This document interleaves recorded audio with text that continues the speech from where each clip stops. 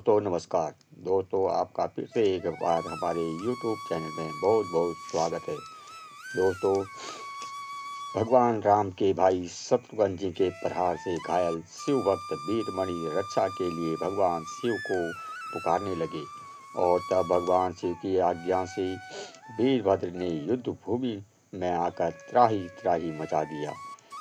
पर जब वीरभद्र द्वारा भरत जी के पुत्र पुष्कल का संहार हुआ तो हनुमान जी अत्यंत ही क्रोधित हो पड़े और फिर जब हनुमान जी वीरभद्र पर भारी पड़ने लगे तो क्रोधित होकर भगवान शिव स्वयं युद्ध भूमि में आ गए और अत्यंत ही क्रोध में आकर भगवान शिव ने अपने प्रलयंकारी त्रिशूल से हनुमान जी पर प्रहार कर दिया। पर वे शायद यह भूल गए कि हनुमान जी श्री राम के प्रिय और उनके ही रुद्र अवतार हैं और तभी हनुमान जी ने अपना विकराल मुख खोलकर जो किया उसे भगवान शिव भी आश्चर्य से देखते ही रह गए। दरअसल देवपुर के राजा वीरमणि के राज्य में अचानक एक दिन बहुत ही अफरा तफरी मच गई और लोग इधर उधर भाग रहे थे। यहाँ तक कि आकाश में भी अंधेरा छा गया। पर अभी तक राजा वीरमणि को कुछ समझ नहीं आ रहा था कि यह सब क्या हो रहा है। राजा ने तुरंत एक आपातकालीन राज्यसभा का आयोजन किया, पर राजा वीरमणि की तरह ही किसी को कुछ भी समझ नहीं आ रहा था कि यह सब क्या हो रहा है। असल में हुआ यह था कि राजा वीरमणि के बड़े पुत्र रुक्मांग को अत्यंत ही वीर योद्धा था। उसने श्री राम के अश्वमेध यज्ञ के अश्व को अपने राज्य में विचरते देखा और उसे बंदी बनाकर अपने भवन में बांध दिया। पर जब अयोध्या की सेना सहित शत्रुघ्न जी को इस बात का पता चला कि यज्ञ का अश्व लापता हो गया है तो उन्होंने अपनी सेना को आदेश दिया कि देवपुर राज्य का चप्पा चप्पा छान मारो। इधर राजा वीरमणि को भी पता चला था कि अयोध्या के अश्वमेध यज्ञ का अश्व उनके राज्य में ही कहीं गुम हो गया है। तो उन्होंने अपने सेनापति को आदेश दिया कि यज्ञ का अश्व को कहीं से भी ढूंढ कर लाया जाए। पर तभी वहां युवराज रुक्मांग आ गए और उन्होंने बताया कि यज्ञ का अश्व उन्होंने अपने ही भवन में बांध कर रखा हुआ है क्योंकि वे अयोध्या की अधीनता स्वीकार नहीं करना चाहते। राजा वीरमणि ने उन्हें बहुत समझाया पर रुक्मांग ने उनको कहा कि हम वीर हैं और स्वतंत्रता हमारा अधिकार है और भी सबने श्री राम की सेना से युद्ध करने का निश्चय कर लिया। उधर जब शत्रुघ्न जी को पता चला कि यज्ञ के अश्व को राजा वीरमणि के पुत्र रुक्मांग ने ही बंदी बनाया है तो शत्रुघ्न जी के क्रोध का ठिकाना न रहा और उन्होंने तुरंत राजा वीरमणि पर आक्रमण करने का आदेश दिया। पर तभी हनुमान जी ने शत्रुघ्न जी से कहा कि हमें राजा वीरमणि के राज्य पर सोच समझ कर आक्रमण करना चाहिए क्योंकि उन्हें जीतना महाकाल को जीतने के समान होगा। हनुमान जी यह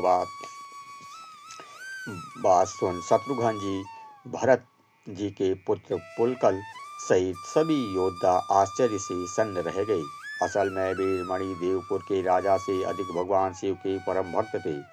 उन्होंने कई वर्ष पहले शिप्रा नदी के सामने महाकालेश्वर मंदिर में भगवान शिव के अत्यंत ही कठोर तपस्या की। राजा वीरमणि की लंबी और निष्ठापूर्ण तपस्या से भगवान शिव प्रसन्न हुए और कहा, हे पुत्र वीरमणि, मैं तुम्हारी भक्ति से के समर्पण से अत्यंत ही प्रसन्न हूँ। तुम्हें क्या चाहिए? मुझे जो वरदान मांगना है मांग लो।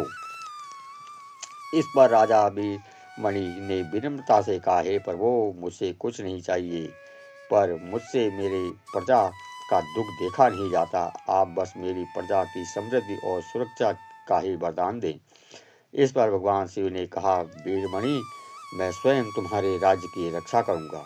अब तुम चिंता त्याग कर अपने राजमहल जाओ। तब से राजा वीरमणि का राज्य अजेय हो गया। जब भी कोई शत्रु देवपुर पर आक्रमण करता तो भगवान शिव की आज्ञा से शिवगण ही उनसे परास्त कर देते और इसी कारण से युवराज रुक्मांग ने श्री राम के क्रोध से भयभीत हुए बिना यज्ञ के अश्व को बंदी बना लिया था।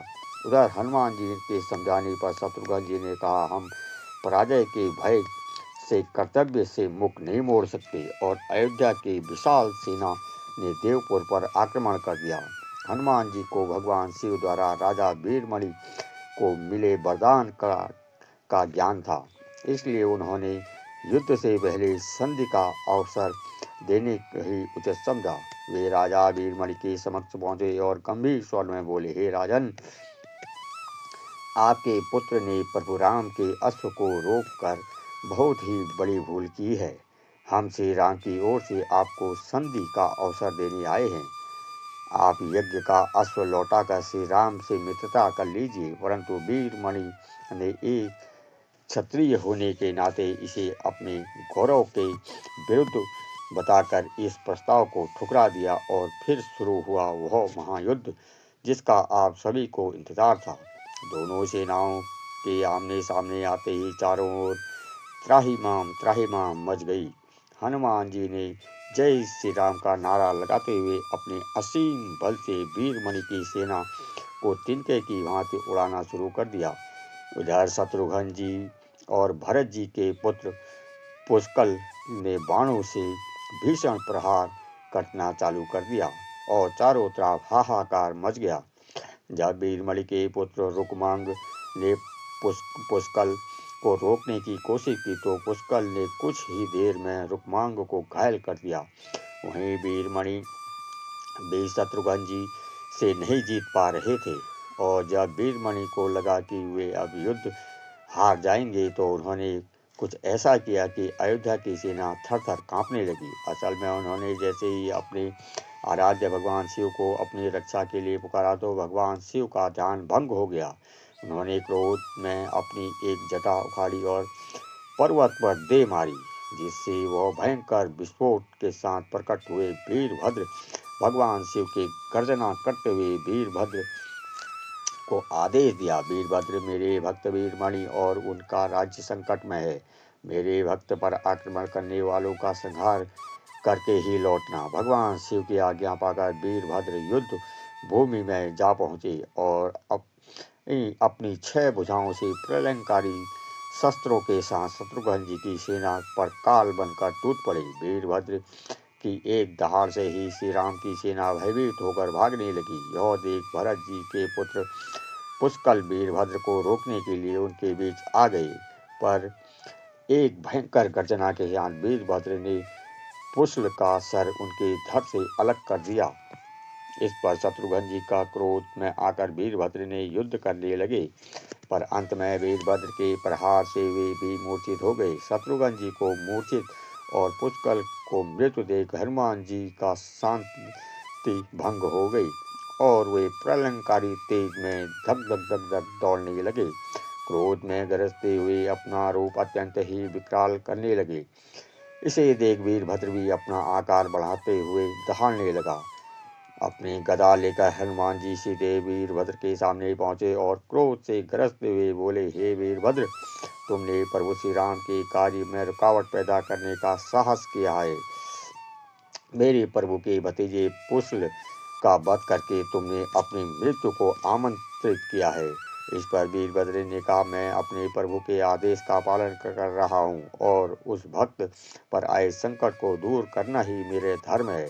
और फिर शुरू हुआ वे महाशक्तिशाली का एक ऐसा टकराव जिसे देख तीनों लोकों में हाहाकार मच गया। दोनों एक दूसरे पर भारी पड़ने लगे, पर जब कई दिनों तक चले इस घमासान युद्ध का कोई परिणाम नहीं निकला, तब युद्ध भूमि में प्रकट हुए स्वयं भगवान शिव। उन्हें देख सब स्थिर रह गई। भगवान शिव ने हनुमान जी से कहा, तो हनुमान, तुम्हारे बल और प्रभु भक्ति का कोई मोल नहीं है, पर जिस प्रकार तुम अपने कार्य से बधे हो उसी प्रकार मैं भी अपने भक्त को दिए हुए वरदान से बधा हुआ हूँ। अब तुम्हें मुझे पराजित करने के यह राज्य मिलेगा। और फिर शुरू हुआ हनुमान जी तथा भगवान शिव के बीच एक महाप्रलयंकाली युद्ध। पर इस युद्ध का भी कोई निष्फल निष्कर्ष नहीं निकला। तभी राजा वीरमणि ने भगवान शिव को हनुमान जी पर भीषण प्रहार करने का आग्रह किया और फिर भगवान क्रोध में गरजते हुए अपना भयंकर त्रिशूल हनुमान जी पर चला दिया। यह देख हनुमान जी भी गर्जना करते हुए अपना शरीर और विशाल किया और अपने मुख को खोलकर भगवान शिव के त्रिशूल को तिनके की भांति निकल गए।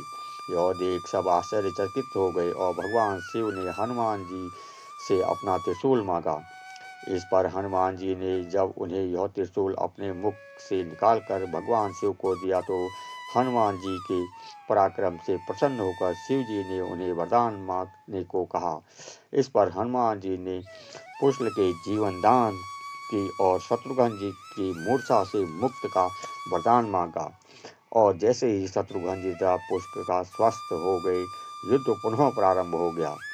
अब शत्रुघ्न जी भगवान शिव से युद्ध करने लगे और जब उनको लगा कि वे भगवान शिव को नहीं जीत सकते तो उन्होंने तुरंत भगवान राम का स्मरण किया और तभी युद्ध भूमि में प्रकट हुए श्री राम को देखते ही भगवान शिव ने उन्हें प्रणाम किया, उनके शरण में चले गए और अपने भक्त वीरमणि से कहा कि यह तो मेरे भी स्वामी हैं, युद्ध की भावना त्याग कर तुम इनके शरण में जाओ। वीरमणि ने यज्ञ का अश्व श्री राम को लौटा दे के साथ साथ अपने राज्य भी उन्हें सौंप दिया और इस तरह इस महायुद्ध का समापन हुआ। इस वीडियो में देखिए कि जब हम यमराज से हनुमान जी की माता अंजना के प्राण लिए और जब हनुमान जी द्वारा माता अंजना के प्राण मांगने पर यमराज ने हनुमान जी पर ही यमदंड का प्रहार किया तो हनुमान जी ने अत्यंत ही क्रोध में आकर ऐसा क्या किया कि यमराज भी थर-थर कांपने लगे। तो दोस्तों, यह थी आज की वीडियो। आपको कैसी लगी हमें कमेंट बॉक्स में ज़रूर बताइए और अगर आप भगवान भोलेनाथ के सच्चे भक्त हैं तो कमेंट में हर हर महादेव लिखना ना भूलें। हमारे चैनल को सब्सक्राइब करें, लाइक करें और शेयर करें। तब तक लेते हैं आपसे विदा। जय श्री राम, हर हर महादेव।